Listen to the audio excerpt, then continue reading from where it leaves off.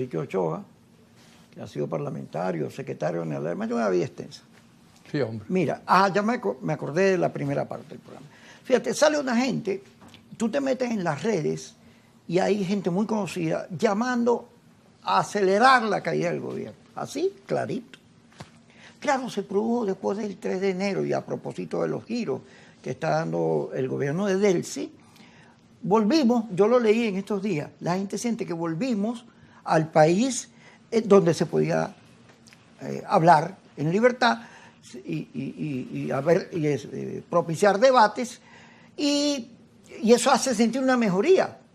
Fíjate, hay unas encuestas que ya empiezan a decir que la tendencia de expectativa sobre lo que está ocurriendo es muy grande. Sin embargo, hay una gente que hace su estilo de hacer la política. Cuando el señor Juan Pablo Guanita va a Zona 7 y habla, es lo que dice que el 28 nos robaron. Entonces hay una gente que se va quedando en unas fechas. Es más, la ley de amnistía tiene un poco de fecha. Y yo usé en estos días una cosa que nosotros hablamos mucho, de Dios y la Federación, que antes, por Dios y la Federación fue una guerra horrorosa. Mataban a la gente porque usted sabe la ley y lo mataban. Así era, pues caricaturizando, ¿no? Entonces hay una gente que está en el pasado y quiere repetir el pasado, porque no le importa ni los presos, ni la gente, sino que la señora fulana de tal sea presidenta. Eso está ahí, tiene una fuerza. Yo no lo critico porque, bueno, si tú quieres llevar al poder, hay muchas fórmulas y la gente cree la que le conviene. Pero yo como creo en la paz y en la democracia, creo que hay un nuevo momento y tú tienes que comportarte como ese nuevo momento. Toda esa gente que anda alacranes, vendido, eso es el pasado. Toda esa gente que los voy a meter presos es el pasado. ¿Qué es lo que está, los códigos de este nuevo momento? Reconocer el país como tal. Porque aquí hubo un momento que el gobierno, aquí todo está bien. Fíjate que en los días de Navidad, no, aquí la gente está en los centros comerciales, aquí no va a pasar nada, mira lo que le pasó. Entonces esa política de desconocer la realidad está cayendo y hay que aprovechar la oportunidad para que no se pierda. Así es, tal cual y como lo estás diciendo. Uno no entiende la verdad, o tendría uno que pensar que es que no comprende la situación en la cual está Venezuela. Nosotros estamos viviendo, como tú dijiste, un momento crucial de nuestra historia, además un momento muy complejo. A nosotros nos acaban de producir una agresión militar de la primera potencia del mundo contra el país. Uno, en primer lugar, tiene que rechazarla, constatando que ocurrió, que ya es un hecho que ocurrió, y tratar de convertir esa situación en una oportunidad, pero es un hecho terrible. Es decir, nuestra soberanía, la soberanía que teníamos antes de 1999, que después, que era una soberanía, vamos a decir, posible, dentro de los parámetros reales que teníamos en este hemisferio, a 1.400 kilómetros de la primera potencia del mundo. Eso hace que nuestra soberanía sea una soberanía relativa, una soberanía dentro de lo posible.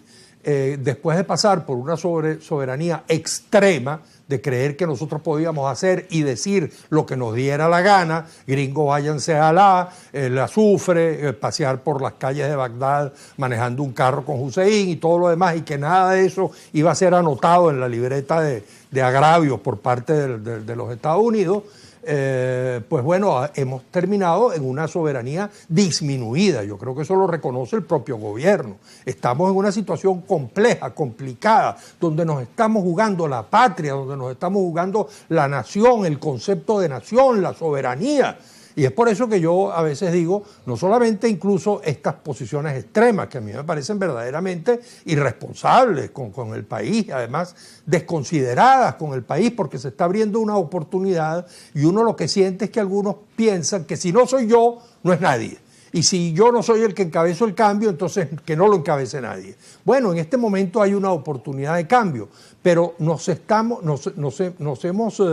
colocado en una situación muy compleja que, caramba, obligaría a que los venezolanos con un poquito de estatura, si eres de oposición o no eres de oposición, no importa, pero reconozcas que el gobierno de Delcy Rodríguez es, hasta nuevo aviso, el gobierno de Venezuela. Y por lo tanto, si yo soy venezolano frente a las naciones del mundo y quiero tratar de que Venezuela recobre, recupere, reconstruya su soberanía, que está disminuida en este momento, y queremos volver a tener la soberanía posible que teníamos antes de 1999, pues entonces tenemos que apoyar con la mejor disposición. Yo no digo que no se sea de oposición, tú me has escuchado poner los ejemplos. Los laboristas ingleses eran oposición a la figura incluso de Churchill, porque Churchill era un conservador, después fue liberal, después fue conservador, pero era el emblema un emblema conservador en Inglaterra.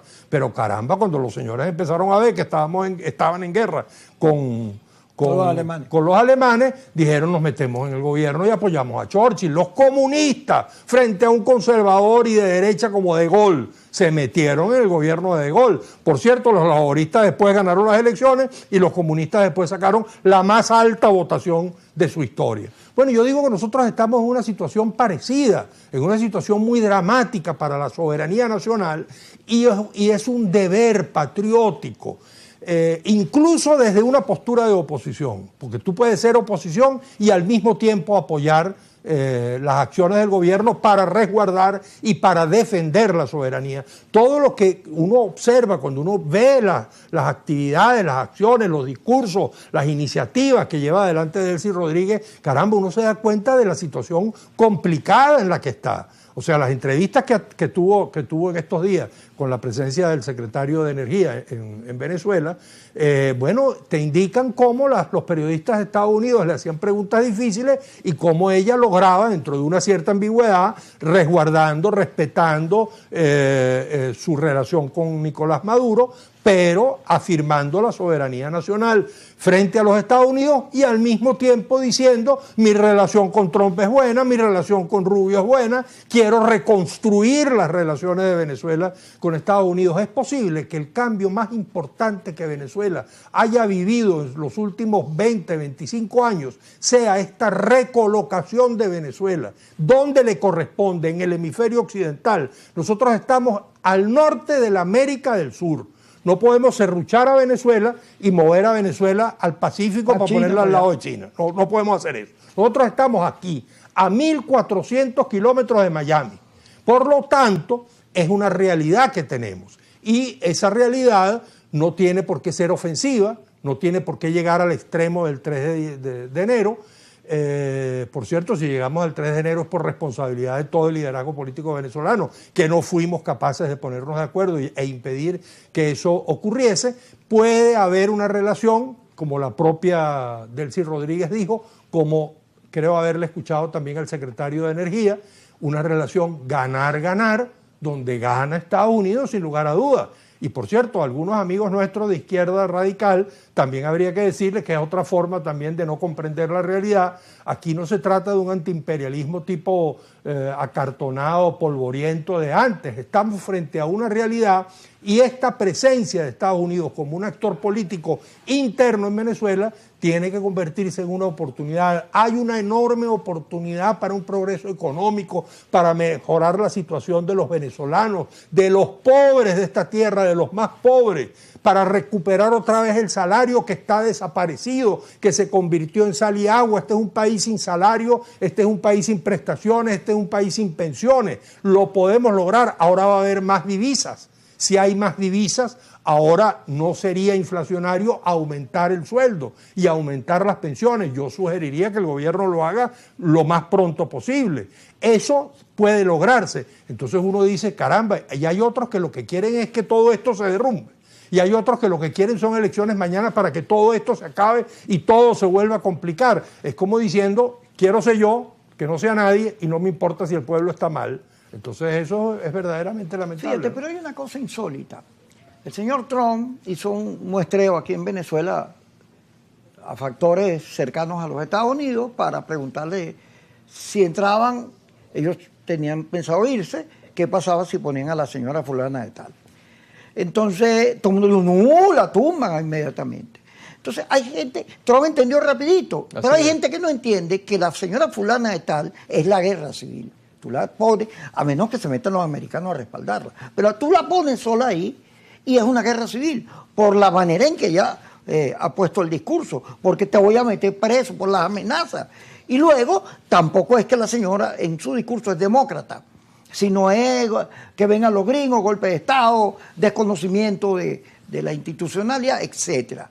Entonces, si tú no entiendes lo que Trump entendió sin vivir aquí, caramba, ahí hay un déficit no solo democrático, sino déficit en la manera en que comprendes la política como ejercicio de sensatez, de lógica, de razonamiento. Sí, así es. Y bueno, y efectivamente uno realmente que no comprende cómo es que es posible que todas esas cosas ocurran, porque nos estamos jugando demasiado como país, ¿no? Vamos a